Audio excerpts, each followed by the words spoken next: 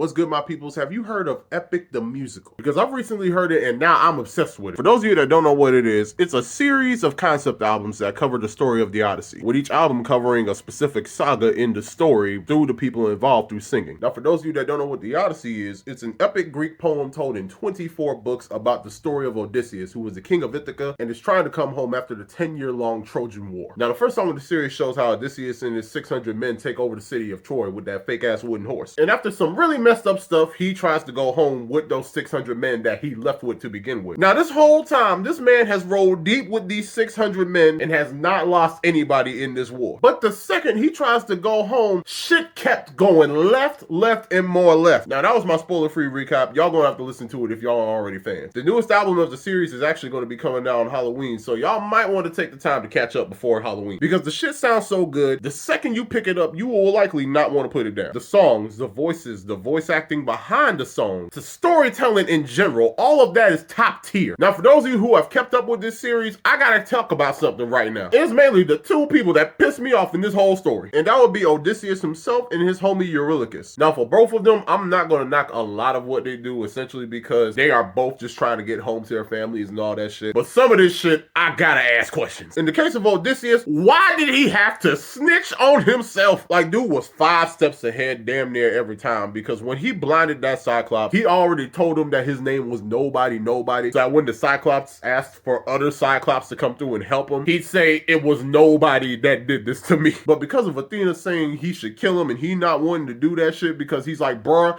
I just came from a 10-year war. I'm tired of this killing shit. Let's just leave him blind, even though I'm not gonna lie, that's kind of worse. He decided to not only deny Athena, but because pride was Hades in this moment, he decided to say, hey, yo, remember the name Odysseus when you try to mess with somebody again like that. Gave his whole government after he told him his name was nobody. Why are you doing this shit? You are snitching on yourself. Because of that, that's how Poseidon found out about his ass. Because that Cyclops was his fucking son, and he was like, you know what? I gotta fuck you up. I can't just let this shit go by. He done said your name and everything. You should have killed him. Or better yet, you should have just said, no, this wasn't your fucking name. Why the hell did you snitch on yourself? Then to make matters worse, he was given like a possible chance of his men and himself surviving, because Poseidon was like, hey, yo, you can apologize at the very least. Like, that may spare your ass. But then he didn't even apologize. He just kind of justified what he did. Bro got beef with the god of the seas when his way home is by boat. That is not some shit you want to do. And then the even crazier thing is shit went further left because of his homie Eurylochus. Now, we all know Eurylochus is essentially his ride or die,